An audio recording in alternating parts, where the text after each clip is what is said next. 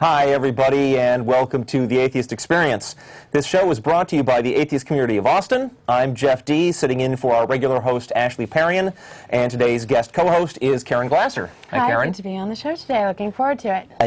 I think it's going to be fun. Yeah. We're live July 1, 2004.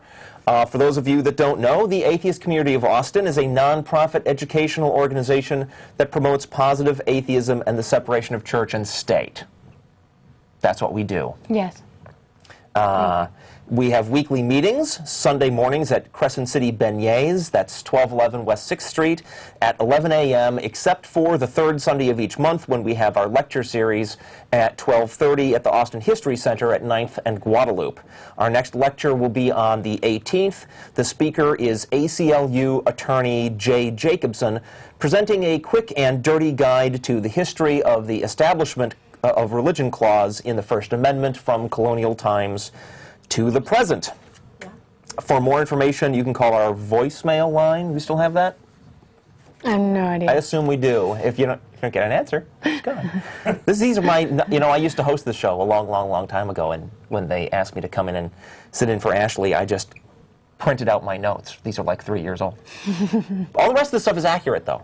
This is the only thing I'm not certain about. This was in response to what? 371-2911. That would be a voicemail number, which I believe we still have. Or visit our website at www.atheist-community.org, just like it's on the screen there. Okay. Ooh, and I have an announcement. This is from the Texas Freedom Network. They want everybody to know that on Wednesday, July 14, there will be this year's first public hearing on health textbooks held by the Texas State Board of Education.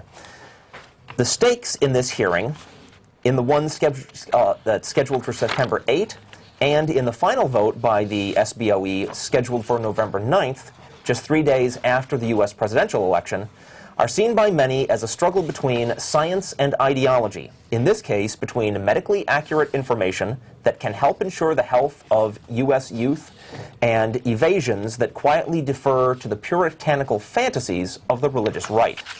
Because Texas is such a large textbook market, the decisions made by the Texas State Board of Education affect textbooks distributed to schools nationwide. In an attempt to cater to the Bible Belt, some publishers are willing to hedge on, if not disregard, empirically proven findings. The state's own health education standards require that information on contraceptives and their degree of effectiveness receive both attention and careful analysis in textbooks.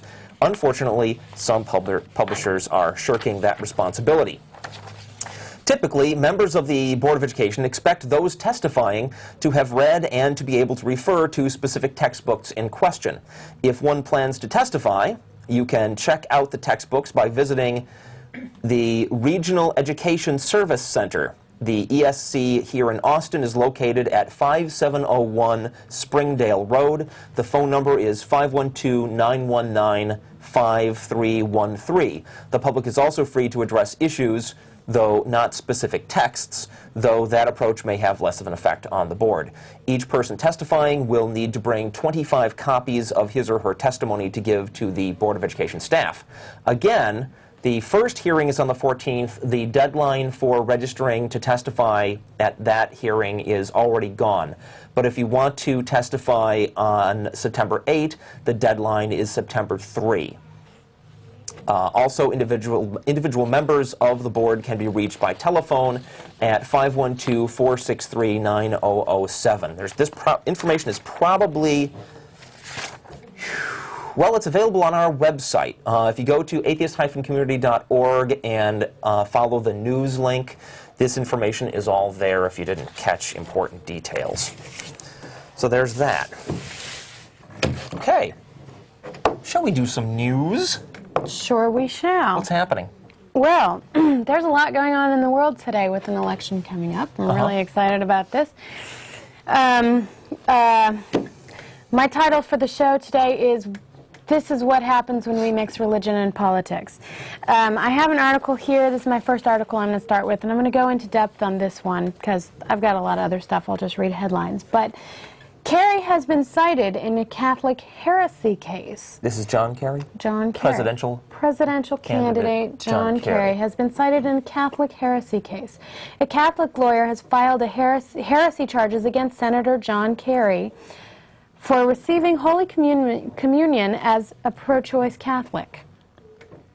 The lawyer who's filing the case, or... Wait, a lawyer is charging him with heresy? Is that what you just said? That's what it looks like in the article. Okay. Accusing Democratic presidential candidate immediately of bringing puzzled.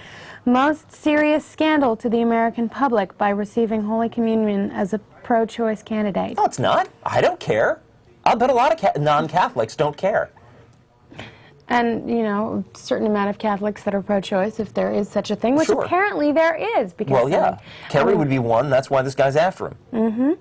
Heresy is a public ecclesiastical crime, says... Oh, an ecclesiastical crime. So he's taking him to church court. Is he a church lawyer?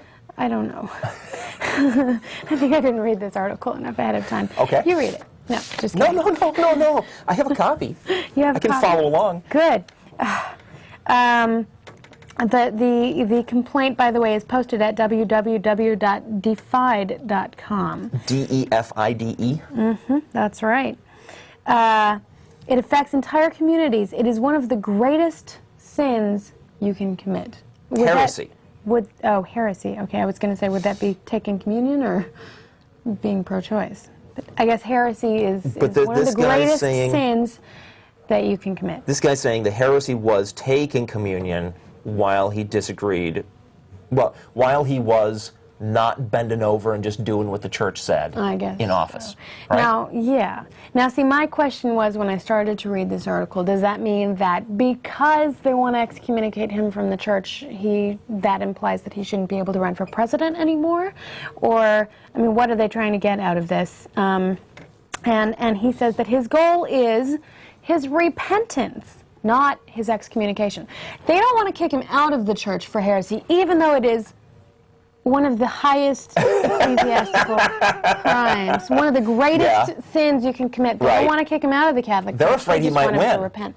They're afraid he might win, and then they just want him to change his tune. I guess so, but when he gets in, be anti-choice. And this is going off on a little tangent, but I've heard that it is very difficult, nigh impossible, to get excommunicated from the Catholic Church. I bet I could do it. Because, I have talked to atheists who were baptized as Catholics when they were babies, who wrote letters into the Catholic Church saying, I denounce God. I am an atheist. I do not believe in the Catholic Church. I do not want to be on your list anymore. Yeah. And they were like, oh, too bad.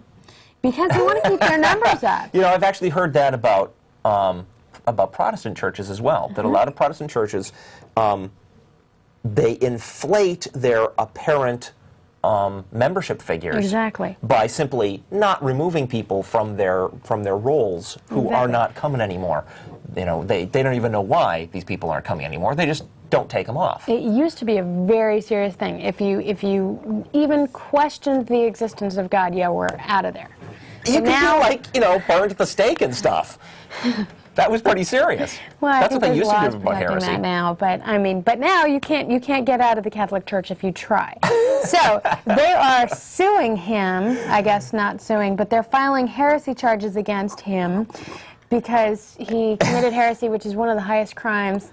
If I'm not being too redundant, but they don't. They just want him to repent publicly. I don't know. What do you think that would do to his campaign if he publicly repented for committing heresy? I have no idea, but I will say this. I'll say this is exactly what you get for being a member of one of these organizations. That's what you get, right? That's not where I was going with that. At some point, John Kerry signed up to be a Catholic, right? And now this whole organization feels it's got the right to denounce him if he ever says anything that they don't officially agree with. That's not necessarily that's what he gets. True. Where did you come from? What do you mean? What were you before you were an atheist? My parents were Methodist. I guess I was baptized there. So did you sign up to be a Methodist? No, but I signed out of being that. All right. If the Methodist Church came along now and said, formally, "Yes, we denounce Jeff D for not believing in God," it's like, fine. It's like I'm not You got no authority over me. I'm not trying to be in your club. John Kerry's still trying to be in their club. I don't know that. I think you should walk. I think that that's what I'd do. I I'd think walk. that one of the few things that I respect about John Kerry is that he keeps his religion very private. He keeps it out of his politics, as far as I've seen. Yeah, not so far. private enough, because check what the Catholic Church is trying to do to him because of the But that's because not him, of what that's he's the Catholic doing. Church. They've got him on his list. They want to create a scandal. But if he wants his religion probably, private, he doesn't have to even tell the Catholic Church about it. He can say, "Fine, I'm out of here. I'll believe whatever I want to believe religiously. You people get off my back." But my guess is they like George Bush because George Bush is a freak. Yes, I did say that on live television. And they want to create scandal so that people will have any reason whatsoever that they can grab onto with their claws not to vote for Kerry. So they're hoping that he will publicly not, give into this. He'll be the bigger man and say whatever, To be fair to the Catholic Church, it's not the church that's bringing this charge against him. I mean, there have been bishops that have said a couple of pretty crazy things about John Kerry and his pro-choice stance. But this is a individual Catholic who's a lawyer taking him to church court, right? Mm-hmm. That's what this is. It's, and... yeah, and I guess it hasn't been brought, it hasn't been accepted as a case yet. Somebody's bringing it to the Archdiocese of Boston, which is, where Kerry's from, I guess. Yeah. And says that they have the right to reject the case. But if they reject it, he can appeal it to the Congregation for the Doctrine of the Faith. Now, I agree with you. Your implication is this is something somebody's doing intentionally to hurt Kerry politically. Mm-hmm. I think that's probably true. I'm just saying, maybe if you're a political candidate, you shouldn't be tied to one of these big organizations that can be used to hurt you politically. Well, and I'm wondering maybe you just don't want to do that. I'm wondering if he doesn't come out and publicly repent for having committed heresy, then it says my goal is not his repentance, not his excommunication. So if he doesn't repent, are they going to excommunicate him? In which case, are we going to have a non-religiously affiliated president elected? Yeah. Well, of course, that would depend on how badly it hurt him in the election. Yeah, a lot of people take this kind of stuff seriously, and I don't take it that seriously, but I think if you sign up to be a member of a big organization that supposedly is in charge of telling you what's right and wrong, then if you disagree with it and they complain, it's your own darn fault, in my opinion. He says, by the way, the lawyer, I'm Mr. Balistreri or something like that, so that's why I've just been saying the lawyer, is quoted in this article saying, this is life-threatening heresy. He's talking about fetuses, I believe. I guess so. He's inviting all baptized Catholics who feel injured personally by Kerry to join the suit. This whole thing is so ridiculous. Look, it is not objectively obvious what point in the development of a human embryo is the appropriate point to say, okay, now it's a person. That it's not obvious. It's this long, slow, incremental process, and there is no absolutely objectively obvious way of deciding what point during that process is the beginning of a human life. There's no way. So here we have a big organization that has decided for itself, it's this point back here, right, really, really early. But for every other American who's not a Catholic, they got all kinds of other standards by which to judge that. So what's a government to do, right? Does the government just bend over and say, because the Catholics say it's this early, that's when human life begins? There's a lot of people in this country that disagree, and this is why we have, voting and elections and a process by which we determine what the laws are going to be. All Kerry has said is, look, that process is going to determine what is the point at which we could consider it a crime to kill a human life, right? You know who they should ask? That's it. And I'm poking fun at myself here. They should ask the vegetarian networks. Why? Because they have a lot of opinions about what is a life that's unethical to kill. Yeast, honey, yeast, bees. What about them? They're not human lives. Right, yeah, true. And I guess the Catholic Church doesn't care about that, but I bet they have But that's a good opinions. point. There is a completely different group with a totally different take on it, and their own reasons for having that take. They're citizens too. They have a right to be involved in the process, and for any of those organizations to say, you know, you're going to have to simply, you know, represent us, is ridiculous. You know, Kerry is not just asking to run for president for Catholics. He's asking to run for president for all the Democrats, you know, not just for all the Democrats, for all the people of the entire United States. But he's going there as a representative of all the Democrats, absolutely. not just of all the Catholics.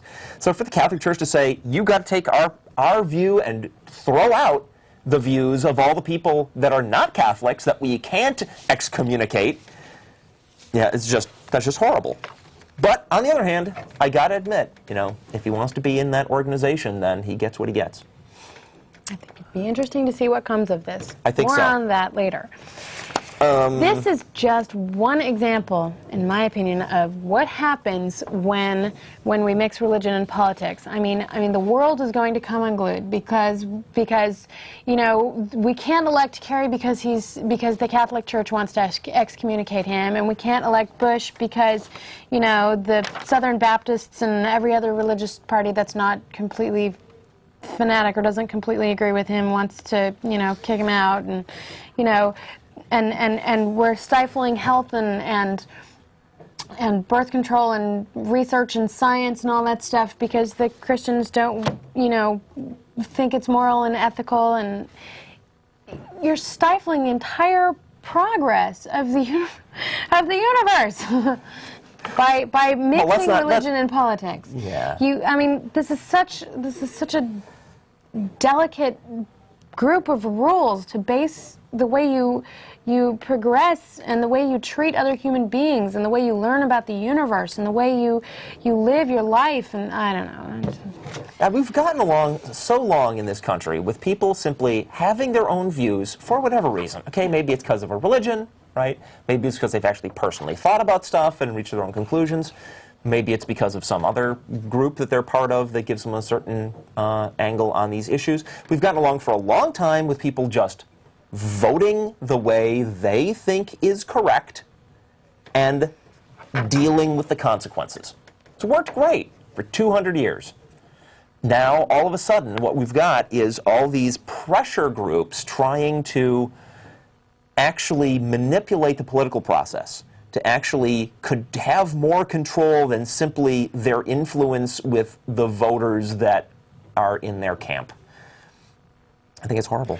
Now, am I wrong in thinking, and this is just something that's popping in my head right now, but that this whole wave of religious fanaticism is something relatively new? I mean, not new in terms of the history of the world, but I mean in terms of, you know, the 21st century compared to the 20th century. And I mean, do you think that it seems to me like we have an extreme religious fanatic in government, and he's using that to create his policies, and he's using it in the way that he's announcing that they're going to move the ban of gay marriage to the front burner in their campaign trail. This is going to be one of their major priorities that they're going to be promoting in their campaign trail. That you know, it's big. It's you know, on par with the war in Iraq, that gay people should not be legally allowed under the Constitution to get married. I mean, is this something new that started in 2000? Well, no, it's been growing since Reagan. Because I'm wondering if things like, you know, the technological revolution and the just everything, all the progress we made in the 20th century, from 1900 to 2000, we made leaps and bounds in science and technology, in education, in what we know about the universe, in how we can manipulate, you know, the world. I'm wondering if somehow there was like a gap in. Well, I mean, this kind of stuff happens, you know, periodically in history. I mean, even during the 20th century, if you go back to like the 1920s when we had the Scopes monkey trial, right? That was another big uproar of religious views attempting to dictate how the country had to be run. And that just happens periodically. I think this is just another one of those. The dangerous thing is that every once in a while, not in our history so far in the U.S., but every once in a while, you actually get open warfare as a result of religions trying to exert their authority. I don't think we're near that yet, but when I hear stuff like the Bush administration has already appointed somebody to be in charge of handling the postponement of elections. Oh. Heard about this? Yeah, well, I haven't, but I saw it coming. When we have an administration that is clearly, if not really religiously motivated, then focused on doing what religious people want so that they get that segment of the vote. When I hear about that government getting ready to postpone our elections, it starts to worry me. So let's do some more actual details.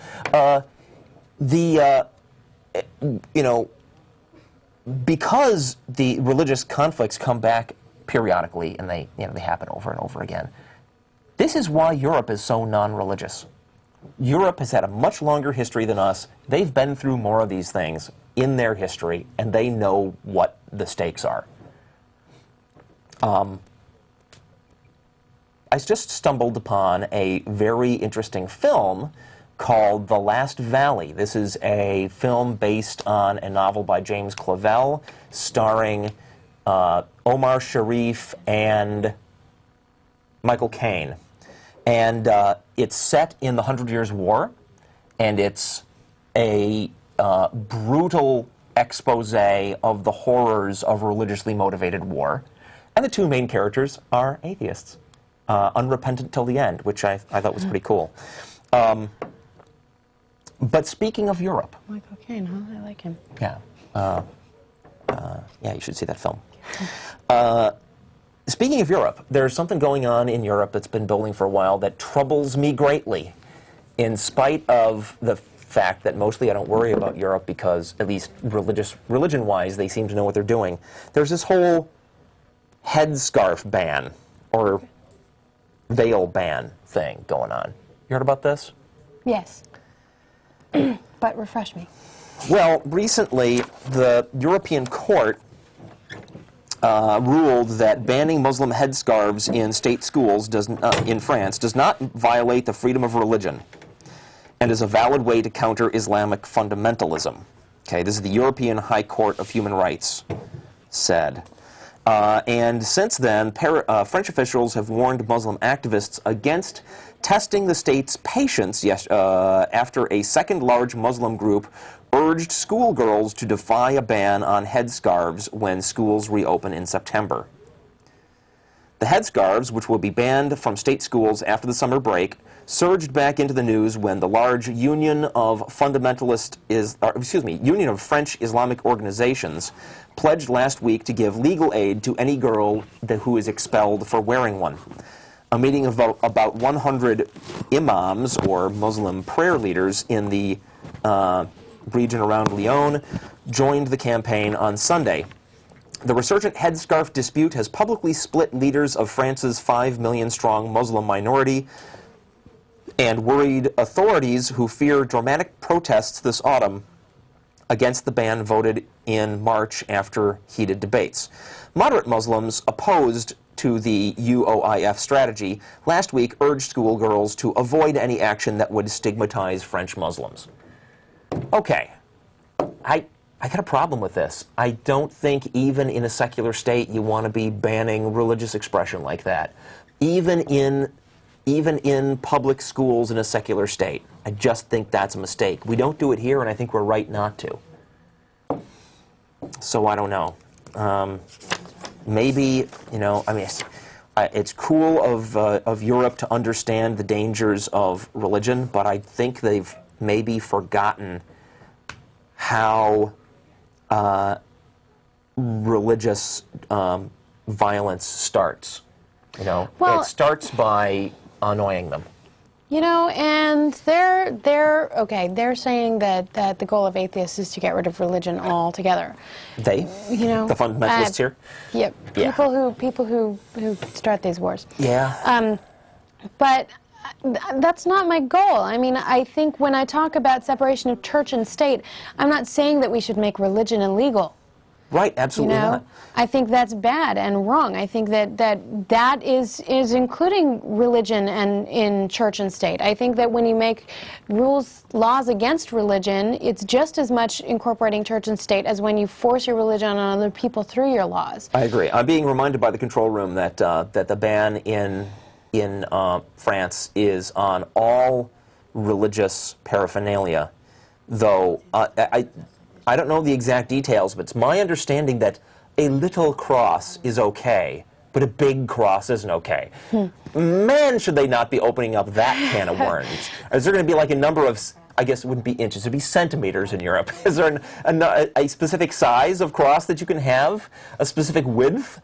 You know? I mean, that just seems nuts. Yeah. It doesn't help if it targets all religious expression. It's still a suppression of free speech.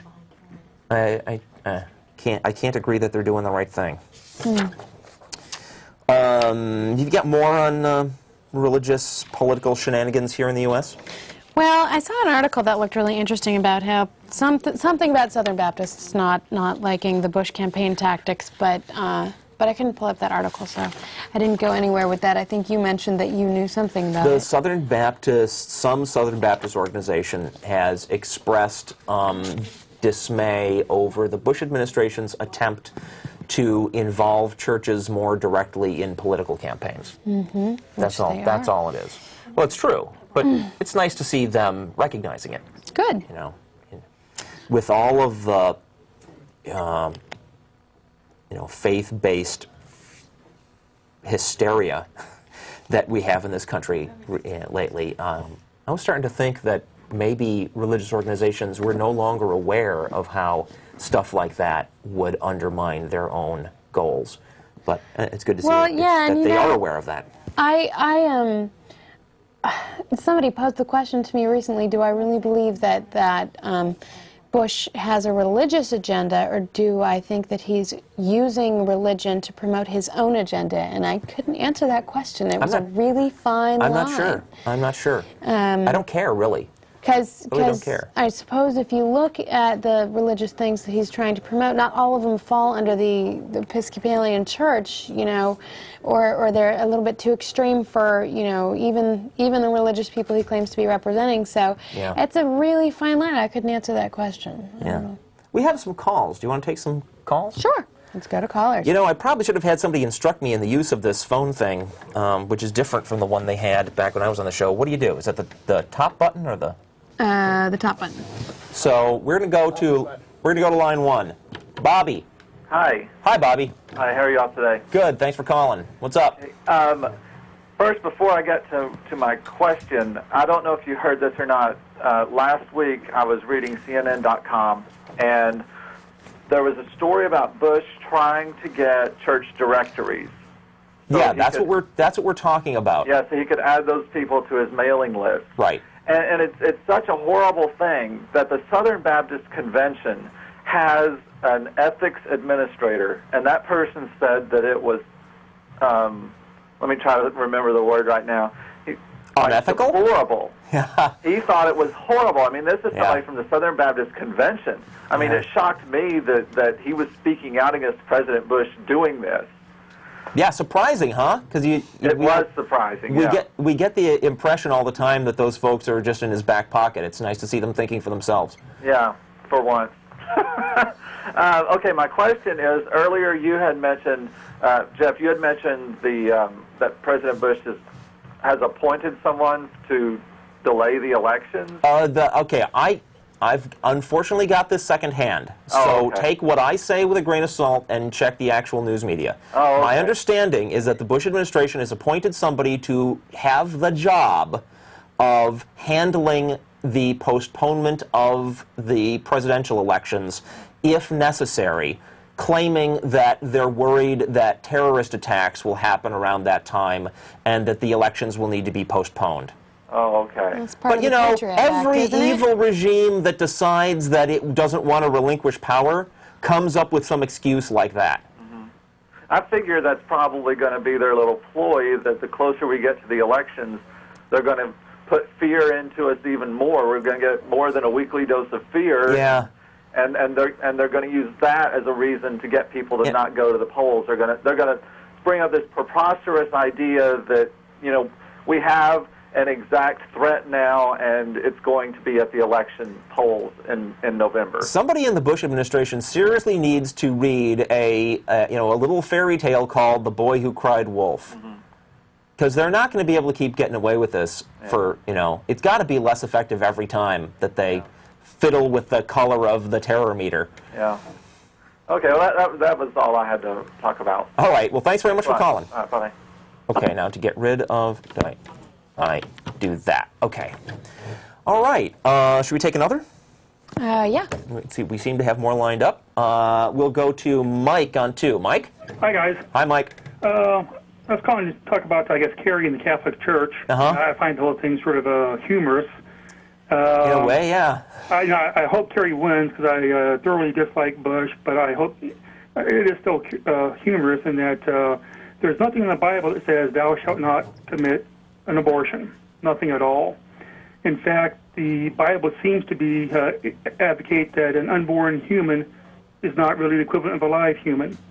In Exodus 21, there's something about if two men are fighting and a woman who is pregnant gets hurt in miscarriage, then basically the guy is fined for the miscarriage.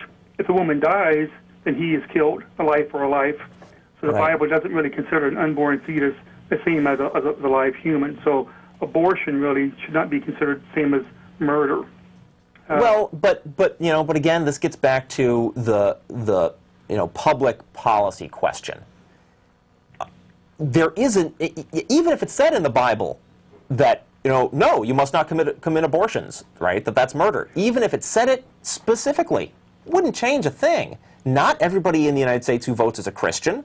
Not everybody in the United States who votes is a Christian that takes the Bible literally, right? So there's going to be people who have just as much right to their own idea of what is the point where we need to start caring about stuff like that.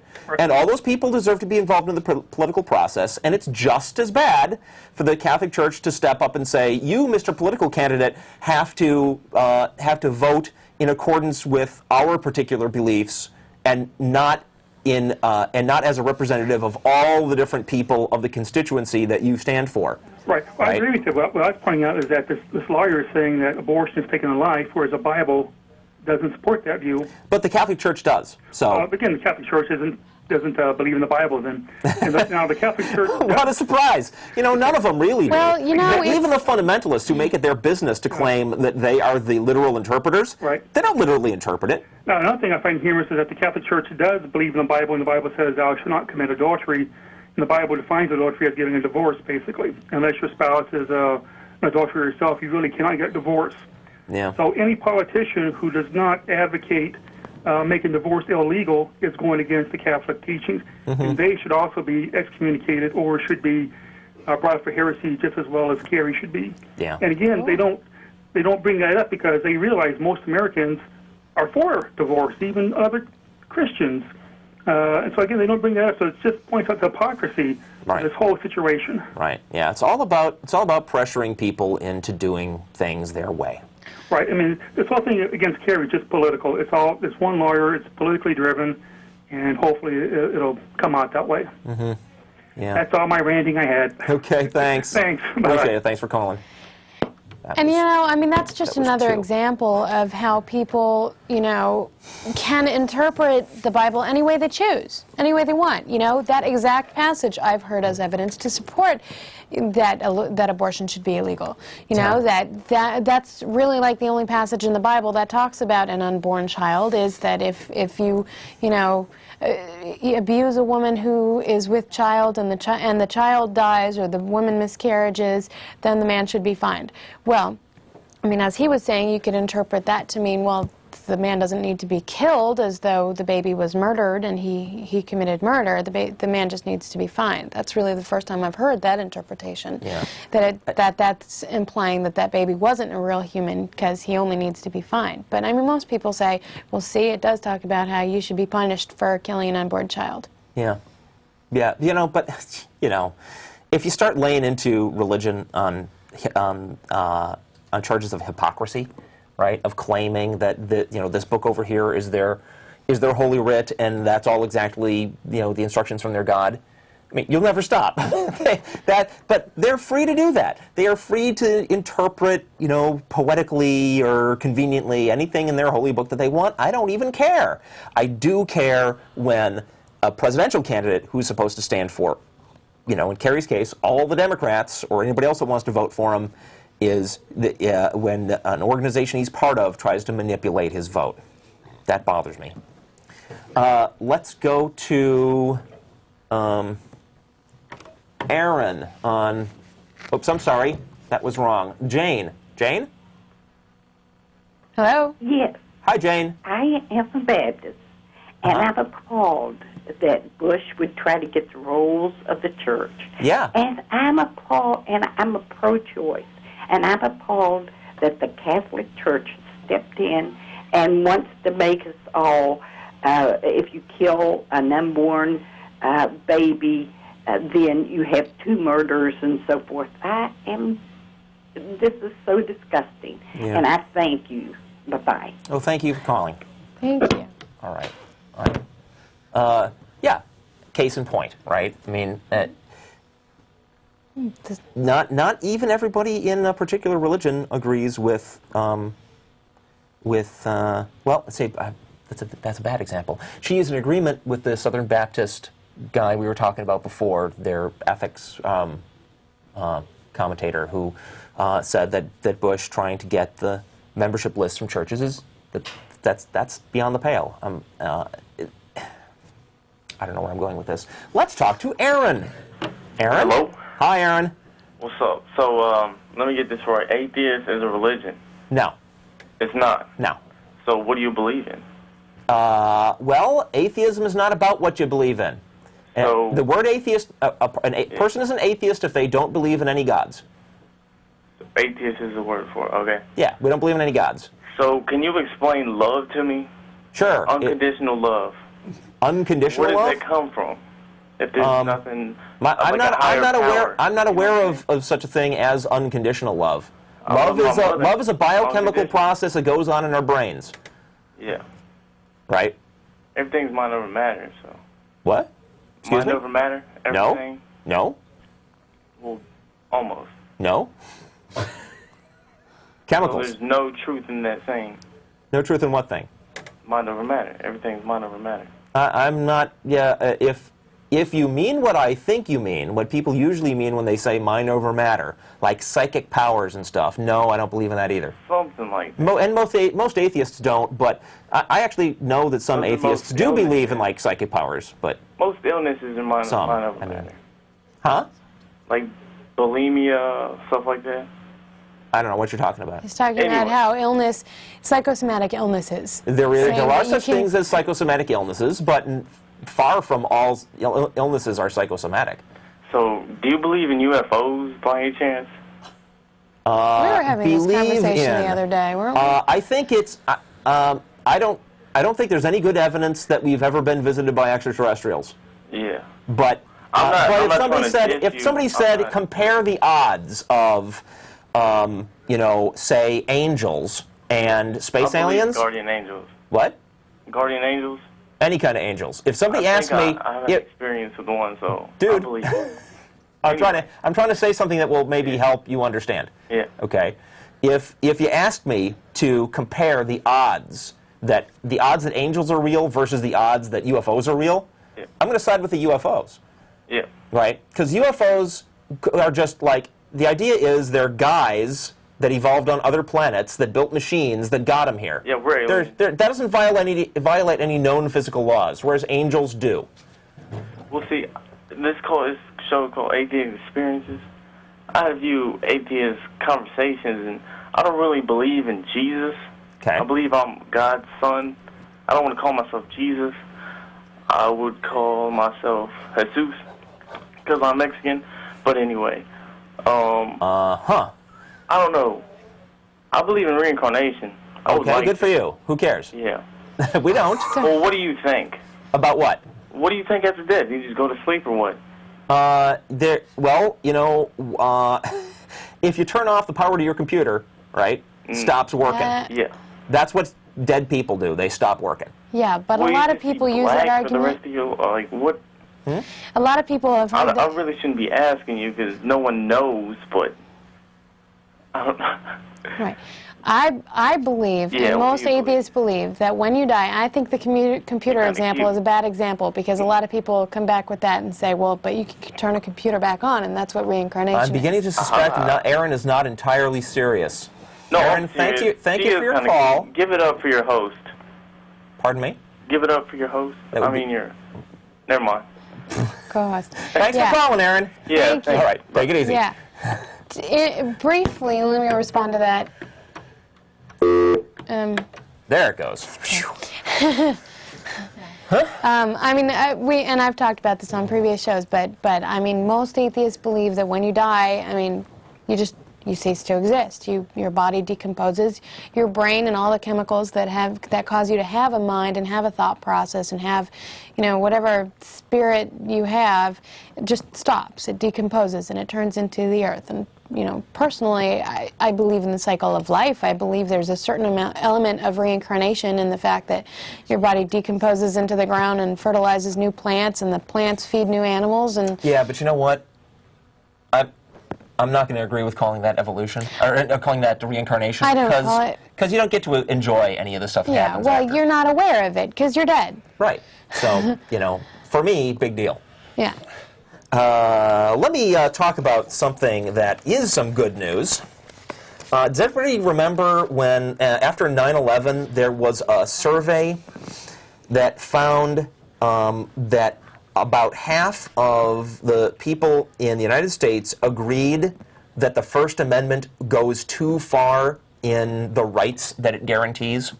This was like all over the news, and everybody was appalled that, oh my gosh, here we are all ready to give up our rights. And then we had this thing called the Homeland Security come into place, which is exactly that, right? It's us giving up a whole bunch of freedoms in exchange for an illusion of safety. Well, the news is that support for First Amendment freedoms has returned to its pre-9/11 levels, according to a new survey. Americans deeply shaken by the terrorist attacks of September 11 continue to American support for First Amendment freedoms continues to rebound and is back at pre-9/11 levels, according to the annual State of the First Amendment survey conducted by the First Amendment Center in collaboration with the American Journalism Review magazine. The 2004 survey found that just 30% of those surveyed agreed with the statement, the First Amendment goes too far in the rights it guarantees, with 65% disagreeing. After 9/11, it was 49% to 49%.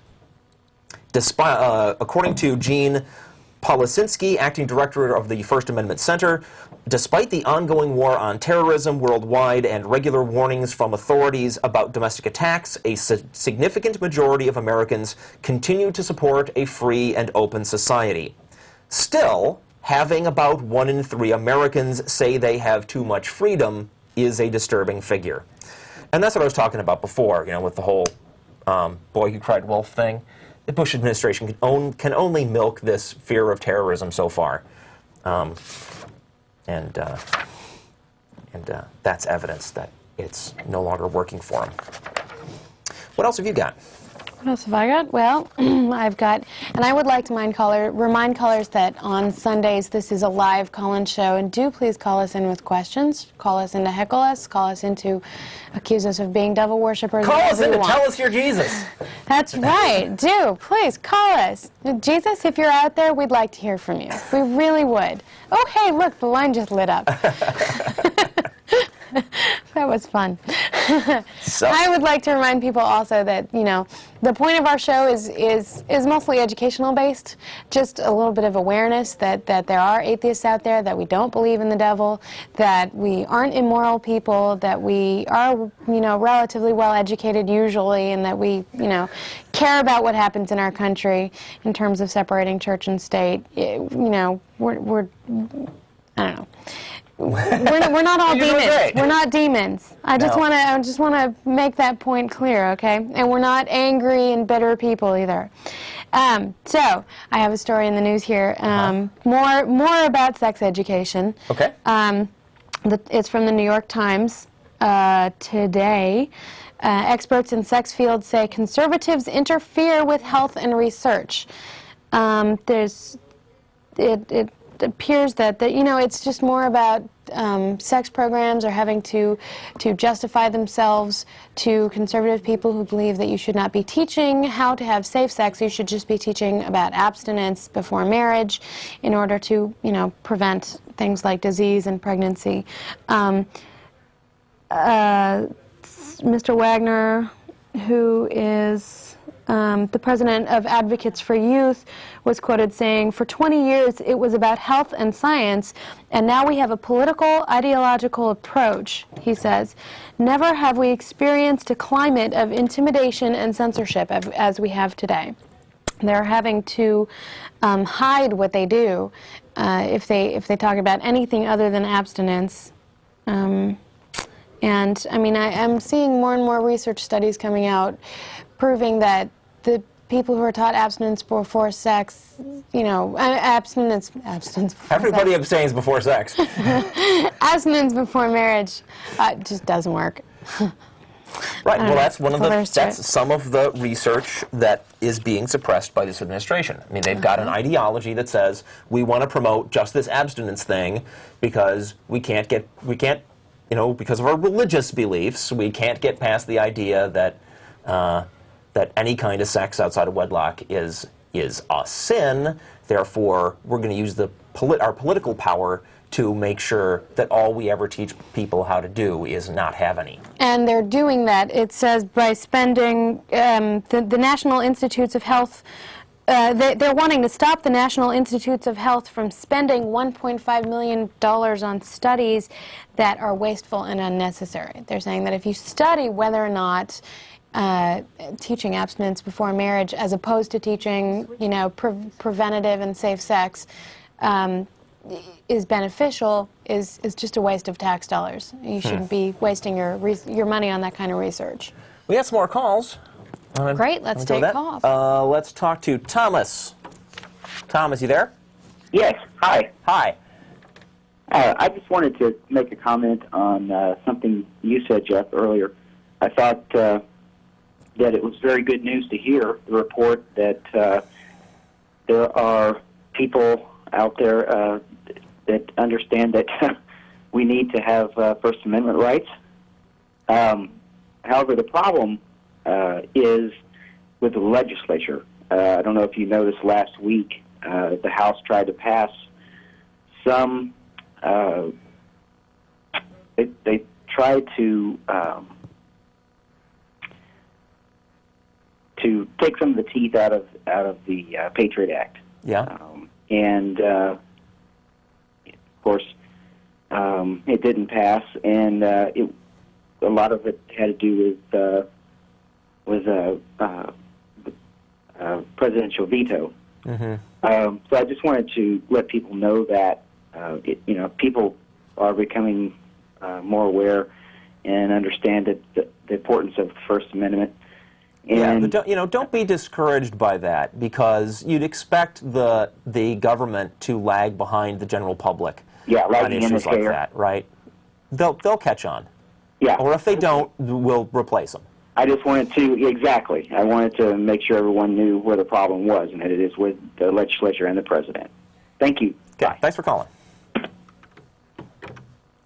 And Howard. Howard, you there? Yeah, hello? Hi. Yeah, I just wanted to talk about the Patriot Act a little bit. And Okay. what I was one thing that seems interesting to me is the way this whole thing has been playing out since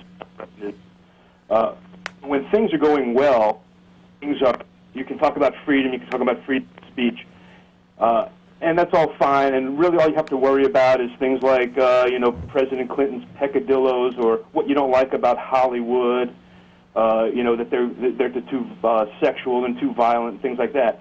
But then when it really becomes, when it really becomes important, when there's really something, life and death, then there's a certain number of people who say, no, I don't really want to hear a conflicting opinion. I don't want to hear the other side. I don't want to think in other than black and white. Yeah. And that's when the goods are really down, when the cards are on the table, that's when those people failed. And that's what I'm saying about Bush and Ashcroft. Those people have failed. Those people have failed to live up to America because the chips are down. This is when it really counts to say, I'm not going to profile people. I'm not going to single out people. I'm not going to take people to Guantanamo Bay and take away their rights. I'm going to believe that people are innocent until proven guilty. I'm going to believe in the process of justice. That's when it's really important, and they fail. I agree. And when it comes to religion, I have one other thing I want to say. I've called this show before, and I've one of my favorite things to really rile Christians up is to say that Christianity, as I've heard it described by a lot of so-called Christians, is anti-democratic. And frankly, I never heard Jesus talk about democracy. He knew nothing about democracy in any way that we have accepted, which is basically a Greek concept. And he didn't really talk about that in any comparable term. Yeah, I mean, are you still there? We're having trouble hearing you because of your phone, I think. Oh, really? Yeah, you're kind of breaking it out. You there now? Yeah. Yeah, it's always kind of troubled me that we're supposed to be we're supposed to not have any kings, and yet Christianity talks about how they follow their God as their king, and that just, to me, raises some really serious questions about how well that can work alongside the political process we have. And not only that, the king in this case, it doesn't really exist. So you're relying on the interpretation of other people. I'm willing to set that aside because they think he does, right? But does it make it any less treasonous to follow a king, to be an American citizen, but still say you follow a king just because he doesn't exist? To me, the issue is thinking you're following some king. Well, yeah, I suppose you could say that, but that's one of the things about with the Protestants have always said about Catholics, that they follow the Pope. Their first allegiance is to the Pope. The Pope does have the advantage of clearly existing. Right. So, to me, it's all a bunch of nonsense, and it shouldn't really be a major factor. And this is if people really believed in freedom, then abortion should remain legal. And if you don't want an abortion, then don't get it. Teach your children not to get one, and give them some good reason for it. If you don't believe in, this goes down to drug laws as well. It's a moralistic thing, and it's not really freedom. We don't have freedom in this country. As long as we locking people up, have a huge prison system that exists on this disgusting parasitic drug laws, we don't have freedom there. And those are based on religious morals as well. If you really start digging down, you find the rationalization for it. These things are wrong. That's all I want to say. And I want to say one last thing, that Christianity is elitist in the purest sense, because they think that in the afterlife you get to go to heaven, everybody else goes to hell. And if that's not undemocratic, I don't know what is. See you next time. Thanks for your call. That's a slightly different take than I have of it. I just think it's dehumanizing. The idea that the premise is all human beings are damaged goods that deserve to go to hell in the first place. Now, I know there are sects of Christianity out there that don't agree with that specifically, but for them, my question is, well, what good is the religion then? If it's not, it's often sold as the ticket to prevent yourself from getting to hell, which is where you're going to wind up in the normal course of affairs. But if you're not going to wind up in hell as the normal course of affairs, then you don't need the religion, so what's the point? We also have Tracy on line 3. Tracy? Hey. Hi. I just wanted to respond. I caught halfway through a caller earlier that was asking, I guess, about aliens and angels. Yeah. Like what has better odds or something. Well, I was trying to explain something to him by using that as an illustration, but he wasn't interested. Well, it reminded me, well, first of all, I watch the show not real frequently, but I've caught it a few times. And every time I've ever watched it, there's always a Christian that asks, what does an atheist believe happens to you after you die? And it almost makes me laugh, and I would almost like to turn the question around to them and say, what do you think an atheist would say to that? Because I can't imagine that they would think that there would be some elaborate response about some fantasy that occurs after you're dead and that, yeah, your spirit goes on, but it's some ungodly spiritual realm or something. It's like, I don't know what they think you're going to say. Well, a lot of people just genuinely do not understand. A lot of people, as far as I know, have never been aware that there is a real such thing as an atheist in the universe. They've heard about these mythological creatures called atheists that don't believe in God, but they don't understand what they do believe in. I mean, if you've been raised almost brainwashed to believe exactly one thing in your life, it's difficult to wrap your brain around another concept that's foreign to you. I mean, if you sit here and you've been trained to believe all your life that there's this God that floats around in the sky, watches over you, and when you die, you go sit by his side on a cloud and strum a harp for the rest of eternity, and you've never learned anything else, you say, well, if you don't believe in that, what do you believe in? I mean, they just genuinely can't imagine what else there is to believe in. I guess, but that's my point, is that it's a belief that doesn't have an imagining. So it's like there is no belief or imagination. It's just about, this is what happens. A person dies. This is what I see. I don't see them coming back, and so I don't make suppositions about what's going to occur. And it reminded me of a Carl Sagan statement, especially when he was talking about the alien thing, where Carl Sagan had recorded that somebody asked him, did he believe in intelligent life in the universe besides humans? And he said, there's no evidence right now to support that. You know, there's odds, but there's not evidence. And the person responded and said, but what do you believe? And he said, I just told you what I believe. Yeah. You know, we had that discussion on the 4th of July. They were playing the movie Independence Day, and I was saying that I think it's very presumptuous that we assume that if there were alien life out in the universe, it would automatically be far more intelligent than us. It would automatically be hostile.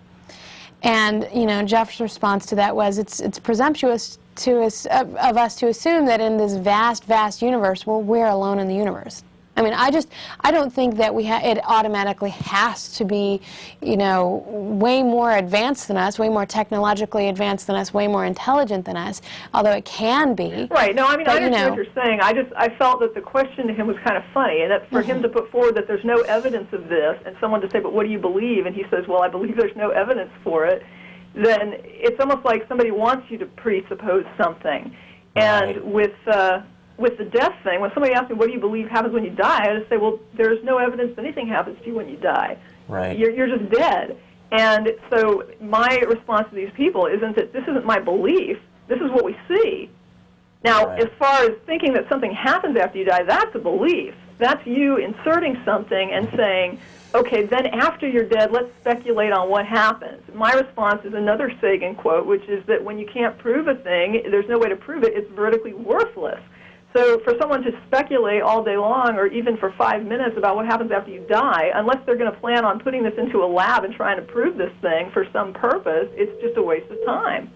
And I can't ever understand why, what it is with Christianity, where they're like, what do you believe happens when you die? It's like, no, I can tell you that when you die, all the evidence points to nothing happens. And if you want to believe something different, then you have to start plugging in information that isn't there. Right. And that's up to you if you want to do that, but it's not. It's worthless. It's worthless speculation. Right. Well, I work in the computer games industry, and I'll say one thing about you know, beliefs in magic and demons and fairies and stuff like that makes great entertainment. But, and this is sort of responding to something you said earlier about imagination. Atheists don't lack imagination. We just know the difference between something we're imagining and something that's actually true. Right. Yeah. Yeah, I mean, we get that charge a lot, too, that You know, Absolutely. you're live this dry, antiseptic, unimaginative life. Well, that's not true. No, it's not true. And I mean, I do understand that the idea of speculating for entertainment is one thing. I had a friend that was astounded that I used to like to watch The X-Files. And she's like, why do you like to watch that? Like, you know, in her mind, it was almost like you don't believe it, so why do you enjoy it? And I'm like, well, I think it's a good show. I mean, I don't have to believe that it's true in order to find it an interesting program. Well, you know, and there, I mean, there's just so much evidence out there that they don't understand the concept of drawing that line between what's imaginary and what's real. I mean, like, for me, I love the imaginary stuff. I love fantasy. It's my favorite genre of books and movies. I love the Harry Potter movies. You know, it's like escapism. It's like if you want to watch a movie about the real world, just don't go to the movies. Just go live your life, experience life, sit at a coffee shop. Or watch documentaries. You know, or watch documentaries, whatever.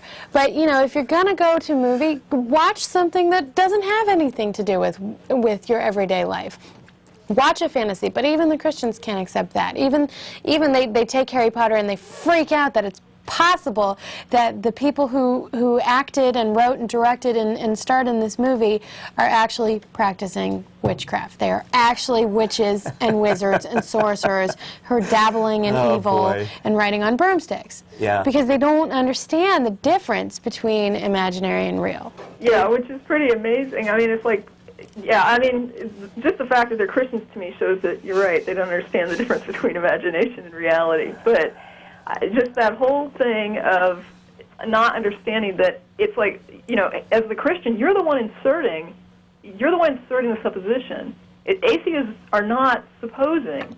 They're just saying this is all that we're seeing here, and we're not going to suppose or presuppose something beyond that unless you can bring me new evidence, further evidence to show that there's more to consider here. Yeah. Yeah, exactly. All right, I'll let somebody else have a chance. All right. Thank you very much for your call, Tracy. All right. All right. Bye-bye. I personally, I believe in a whole lot of stuff that I don't actually believe in. It's called the game You of believe pretend. in a bunch of stuff that you don't believe in? It's called this is the game of let's pretend, Yeah. and pretend we're not pretending. Okay. That would be like tarot cards. I love playing with tarot cards. Ouija boards. I love playing with Ouija boards. You know, stuff like trances and seances, all that stuff you do in summer camp when you're 8 years old. I love playing with that stuff, and while I'm playing with it, I love pretending that I believe in it.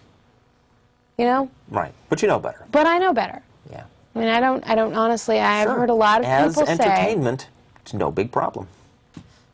It's like, you know, I've had people ask me these kinds of questions, and, you know, it's the difference between going to see The Terminator and coming out going, wow, what a cool movie, and going to see The Terminator and coming out going, uh-oh, I better take steps to make sure I'm protected in case a robot comes from the future to try to kill me. You know, it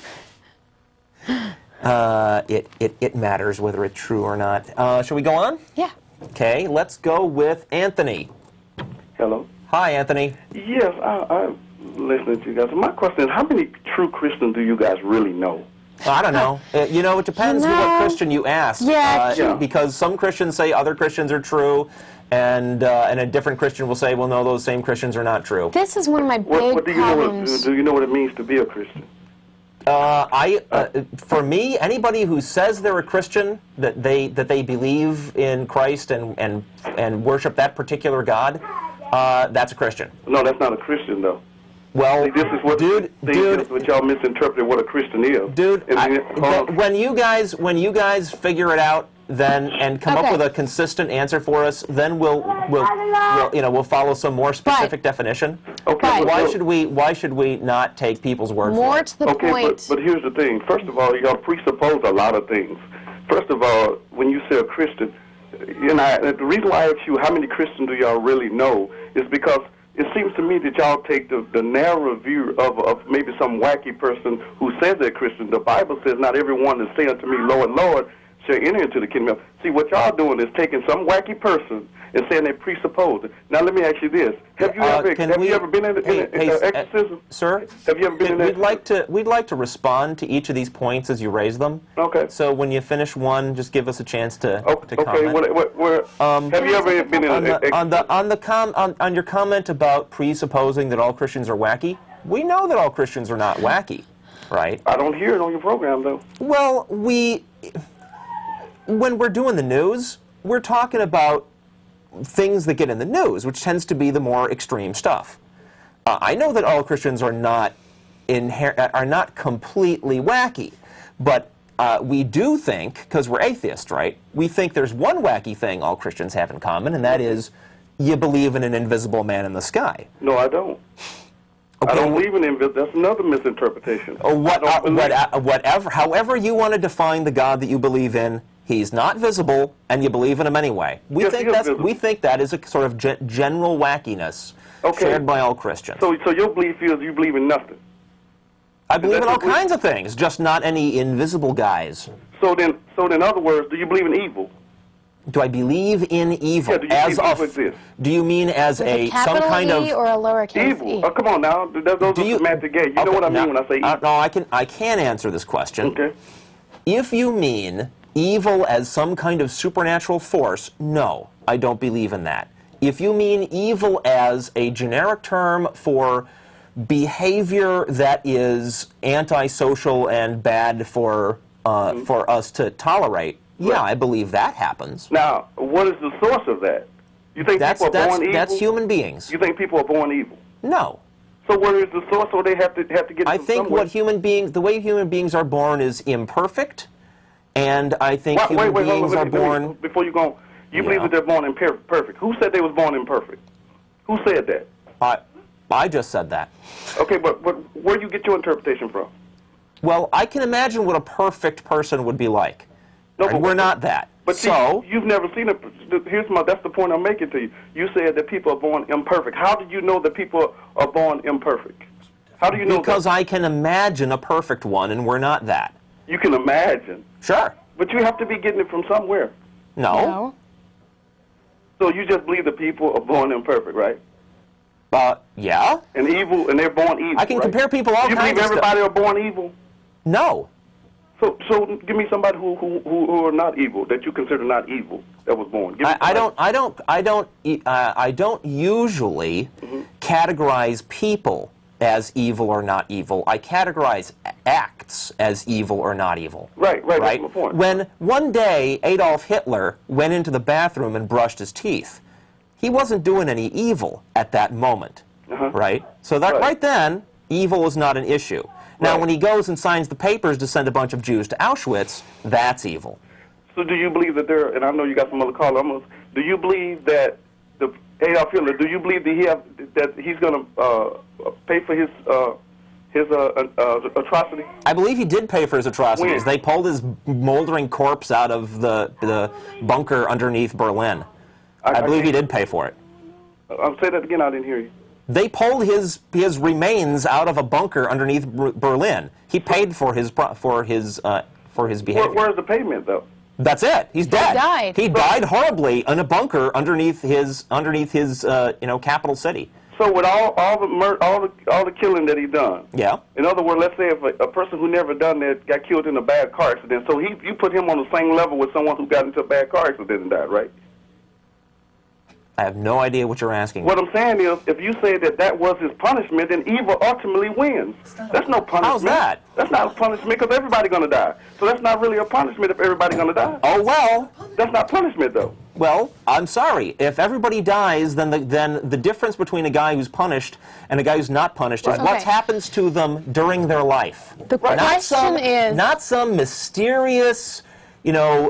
ethereal other place they go for some special punishment. Right. So you That's just, the whole believe. Christian answer to punishing evil people by saying, well, they'll get it later. It maybe makes you feel better, but what it does is it sets aside personal responsibility. The question is, how important is punishment? Because in my opinion, and I am Jewish, the important thing was that what Hitler did to the Jews had to stop. Right. And when he died and when the Nazi regime fell, it stopped. Right. The Jews were no longer being kept in concentration camps. They were no longer being killed. I could care less if Hitler's immortal soul went to heaven or hell and lived on in some happy la-la land in some invisible universe in the sky. I don't believe that. I don't care. I care that Hitler was killed, that Hitler was stopped from creating evil, from causing evil, to happen to other people, and I'm not saying evil with a capital E. Well, evil didn't stop with Hitler, though. There's still evil. Well, but Sure. his evil stopped with him. You know, No, evil didn't stop with Hitler. his evil. Dude, evil I didn't that- say it did. So, but that's the point I'm trying to get you to see. I mean, if you say, okay, Hitler killed all these people, all these Jews. Dude, okay. life is a constant struggle.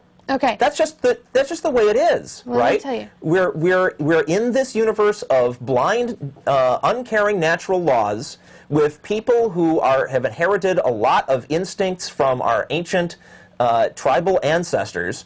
We're not very well suited for living in the high-tech culture that we're in, but we try to get along, and we got a lot of baggage, and we muddle along and do our best. But it's a constant struggle. There is no ultimate perfect answer to everything. That's okay, ridiculous. Since your guess is Jewish, your guess is Jewish. Actually, does she believe that Jesus Christ existed? She's Jewish, right? Did you say you was a Jew? Did you say she was Okay, first of all, I have no Like- evidence to prove the fact that there ever was a man named Jesus Christ. Personally, I do believe there was a man named Jesus Christ. I believe that he was a Jewish philosopher. Okay, what did he That's teach? all there was to it. What did he teach, though? He taught philosophy, and he taught a philosophy that was already existing in the world for many centuries before he came around Now, and where started did you talking get about that from, that he taught philosophy? And where did you get that from? stories taught I've philosophy? heard. I don't know. Exactly. That's my point. You don't know. See, because the thing is, when I hear y'all talk, y'all are so one-sided. Because Oh, the thing dude, is, you're one-sided too. Wait, Come wait. on, that's not let fair. me answer Okay, this. that's let not me fair. respond to this. I want You you each Okay. have a side. Wait, let me respond to this. Okay. Okay? You know what? You're right. We don't know. And in my opinion, that is a big difference between someone that believes in religion and someone that doesn't. If you don't believe in God and you don't believe in religion, when there's something you don't know the answer to, Right. you're not afraid to say, I Right. don't know. But when you right. are religion, when Right. you are religious, when you do believe in God, if there's something you don't know the answer to, Right. the answer is God. No, but the thing is, just because you don't know, don't assume that everybody else don't know. It could be that the evidence is there, but you may not Yeah, accept you know, that evidence. but See, sir, don't say that Christianity she said has she don't had know. But just Christianity because has you don't had know- over 2,000 years to Uh-huh. prove itself true, and it hasn't. What do you think of all the Jewish writers? What do you I think need of to all be the, on the, since you said screen. What Thank about all the? So everything, all of Jewish history is a fraud. What? All of Jewish history is a fraud. I never said any such thing. Well, they mentioned Jesus Christ. A lot of Jewish historians. No. Yeah, actually, no. No, Okay, well, I am you need Jewish, to- and you wanna- Jewish. you want- the Torah, the Jewish writings, the Jewish scriptures, they don't talk Okay, about Jesus what do the Christ. We Torah get say this about kinda- God? What do the Torah say about God? What do the Torah say about Yeah. God? It says there is one. Oh, now you question whether or not there is one. Okay. What? No, she just answered your question. No, she didn't. I asked her You what asked does what the Torah said, and she said the concerning Torah God? says that there is a God. Okay, but you And? said there isn't. So? So then who's right? Doesn't she Who's have not a, believing? doesn't she have a right to believe what she thinks is justified? Does she No, have to no, get no, all of her beliefs out of some ancient moldy old book? She has a right to believe she wants to, but don't get on TV saying it as if it's true. Don't try to make it like it's true. There's Gee, no you mean evidence like to prove every God. single religious channel where they get on TV and say what they think is true? We got as much right as anybody else, sir. No, I agree Haven't with you. we? There should be. My thing is this: it's easy to say that there's no God when you have no one opposing you. Just like there are, trust me, there are some programs that I Right would now, allow- right now second. we got you opposing us, and I still got no problem saying there isn't a God. Well, you're wrong, my friend. Okay, thanks for calling. Okay, thank you.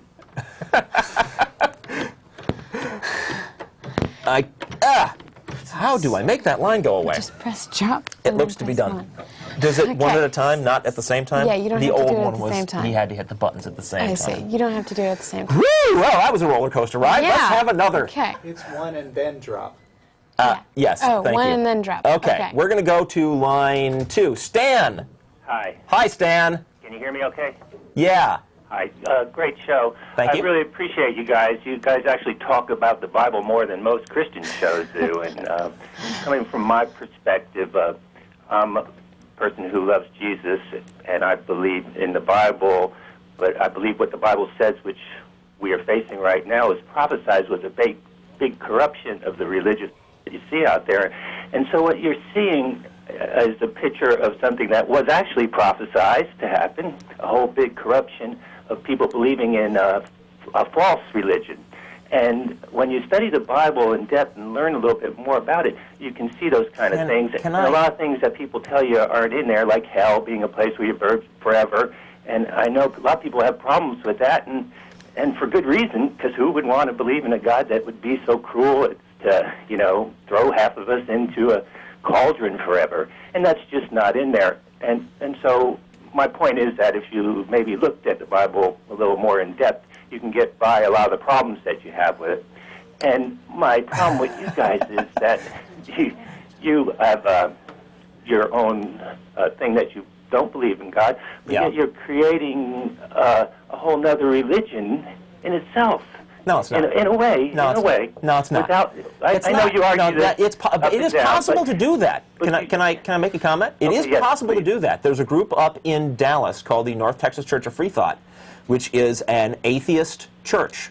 They were a group of atheists that noticed that there were things that about the church setting, right? The way that they met, about the daycare and the adults going into a room and the singing of songs and the giving of sermons or presentations. They liked the structure, and they've adopted that for their meetings where they meet to talk about their atheism.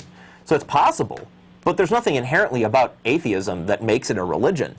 In fact, I think it is downright oxymoron to say that atheism can be a religion, because I do believe that the definition of religion is a group of people that organize together to worship a higher power. And yeah, but then you got the Buddhism problem. Then you got the Buddhism problem, because Buddhism is a religion and they don't really have a god.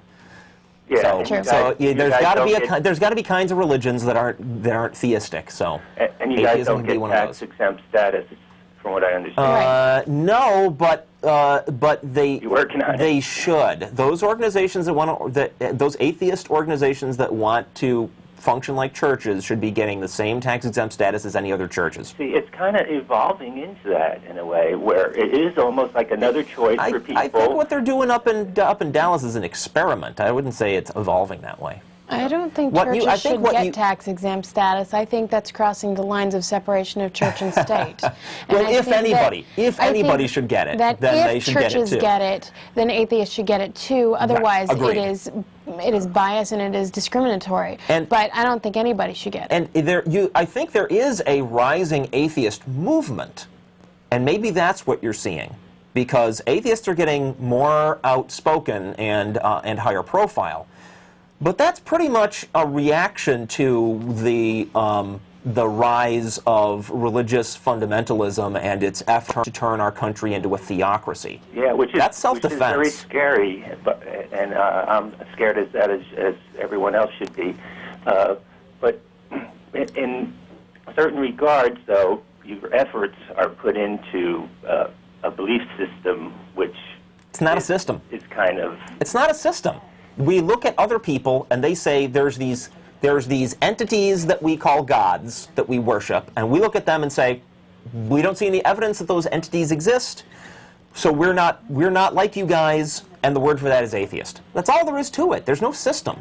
Yeah, but you can't come from a point where you almost look down on these other people who do believe in God, and that's where it kind of seems like you do, in a way. You look down at others.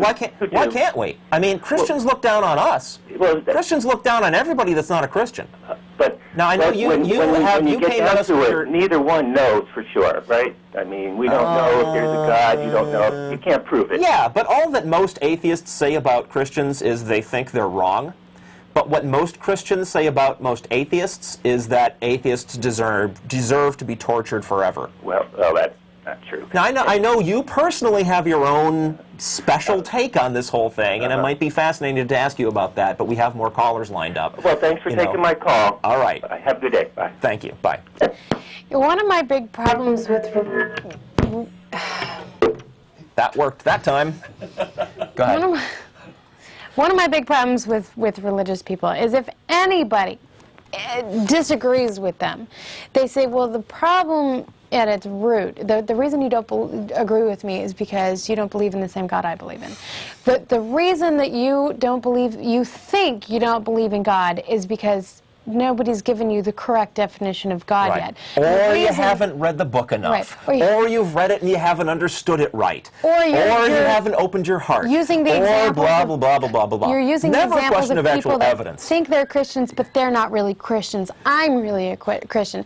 And in my opinion, if you have to constantly change the definition of what it means to be a Christian, what it means to be religious, what it means to be God, if you have to change your definition constantly because people don't believe in you, I mean, of course there's no God, because, you know, he has all these different definitions, and not any single one of them, according to any single person on the planet, you know, is right.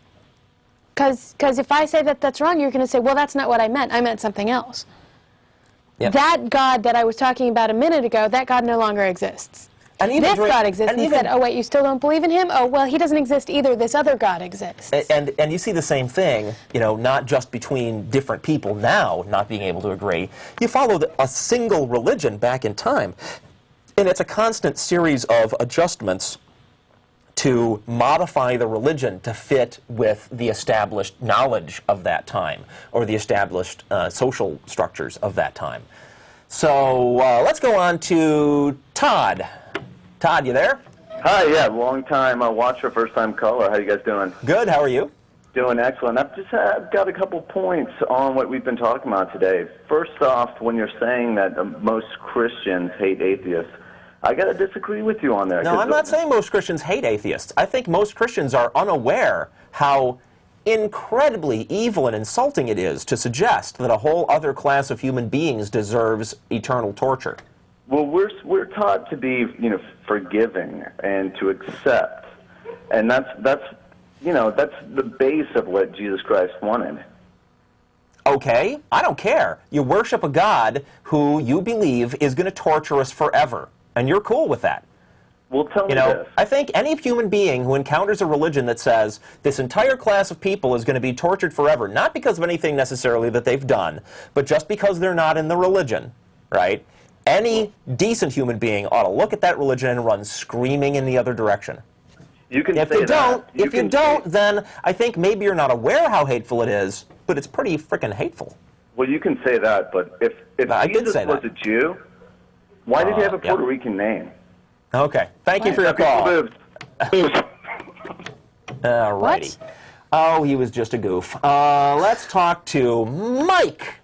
Mike, you got something serious for us? Yeah, I hope you don't mind me calling again. That's all right. One guy said something about atheists look down on Christians and stuff, and I guess I tend to in a little ways, but he needs to step back and think, if he came upon an adult who fervently believed in the existence of Santa Claus, what would he think of that person? And that's basically what I think of Christians, because basically Santa Claus is Jesus, basically. Now, the other thing was a caller a while ago who was ranting about, you know, do you guys know any Christians and Hitler? And I think he was trying to get to the point where, because of his religion, Hitler was punished with eternal damnation and in hell. But according to his religion, if Hitler, before he put that bullet for his brain, said, you know, God, I'm sorry, I believe in Jesus Christ, and if he meant it, then he's floating on a cloud somewhere. Eternal life. Yeah. Those millions of Jews he killed, if they didn't do that, then they are tortured. But Hitler he could be in heaven according to their, quote, justice system. Yeah. And to me, that is just flat out wrong. That's, I guess, just another rant for my part. Thanks again. Yeah, thank you. Bye-bye. Okay, how about Tony? Howdy. Hi, Tony. Can you hear me? Yeah. Cool. First of all, atheism doesn't imply a belief that there is not a God. It's a lack of belief that there is a God. That is correct. Okay, and everybody comes at the argument from the other end. Now, but I understand people that say that come from with the assumption that atheists have made a conscious decision to reject God or have decided that that they've got proof that there isn't a God, and so that's why they reject it. I understand people that may have those assumptions because that's what they're told a lot, particularly like by churchgoers. Well, I came to my atheism through a fervent search for God. Couldn't find him. Wasn't there. And I'm talking what bothers me about most Christians, Jesus, did he have a job? Did he have a house? Did he have a car? Did he have, anything other than the clothes on his back? Show me the Christian that ever did what Jesus said, which was, sell everything you got, give it to the poor, hit the road, don't take an extra pair of sandals or a sackcloth, and go preach my gospel. Yeah, well, Christianity's been around 2,000 years. I'm sure they could dig up a few examples, but, I'm talking about if you want to preach to me as a Christian, that's the position you have to be in. Otherwise, you don't even get to talk to me about Jesus. But that's the whole hypocrisy attack on religion, and it's like, there's really no contest. Right. Every single sect of Christianity has its own interpretation of the Bible, and they can't agree, and they a lot of them admit up front that, well, Jesus set an impossible standard that we can't really live by, and we're just trying to emulate him. It's a big cop-out to let him off the hook. I agree with you. So... Well, I've got another point, too, about people believing in God in the first place. They always say, well, you can't prove that God doesn't exist. Listen to that statement. You can't disprove a negative. You have to prove a positive. The burden of proof lies on the individual that has the belief. That is correct. You want me to believe that there's a God, prove it. At least, rationally speaking. That's how the way good decisions are made. By, the burden of proof falls on the people who are claiming that something is the case. Well, I can't prove to you that there is not a God, but I can tell you that I've read Stephen Hawking's Brief History of Time, and if you're going to read that, you probably need a dictionary and thesaurus and a bunch of reference from mathematical books. But he's mathematically proven that the entire universe exists in a state of flux, not in a state of stasis. In other words, it's always been moving, it's moving right now, and it's always going to be moving. There is no point in time at which the universe was created. Quantum mechanics and the theory of relativity break down at the point at which the Big Bang was supposed to have occurred. We can only look so far back into the universe with our telescopes at this point. Yeah, but Christians... Let me make a point. Yeah. If there was no point in time at which the universe was created, who created it? Right. Yeah, that's a real good point. But there's this group called the, Templeton Foundation. It's this rich guy, Mr. Templeton, who's funding a bunch of Christian scientists, mostly, not entirely, with the, on projects to analyze the differences or points of similarity between religion and science. They're basically all about trying to keep Christianity scientifically plausible. And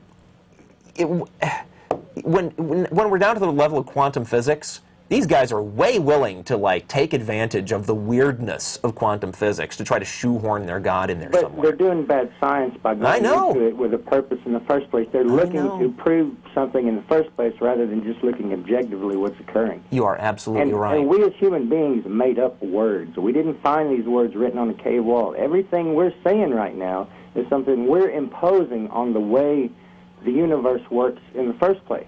Yeah. So every time we discover something new about it, we have to make up new words for it, like quarks. Yep. Yeah. You're right. You're right. But it's really tough trying to get through to those folks. Well, I think it's very brave. I want to come down there one day. This isn't the first time I've called in. I'd love to come down there one day and just be on and have the people come in and call in and argue with me. I'd love that. Well, short of that, we are from the Atheist Community of Austin, which meets every week at Crescent City Beignets. That's at 1211 West 6th Street. Cool. 11 a.m. every Sunday, except next Sunday will be our lecture series at the Austin History Center at 12:30. Well, thank you. I'm going to clear the line and let somebody else get on here now. All right. Thanks very much. Have a good day.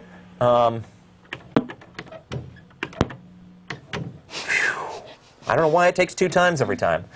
We are down to I can tell you what it takes 2 times every time, but yeah, we're down to a minute, so... I'll correct myself next time. Folks, thanks for listening. Yeah, absolutely, and thanks for joining us on the show today. It was fun doing a co-host spot with Jeff D. Ashley, as I understand, will be back next time. And I will be on the show again next week. Because that's your actually scheduled week. We are both among the 4 rotating co-hosts, so you'll be seeing us again alongside Ashley in the future.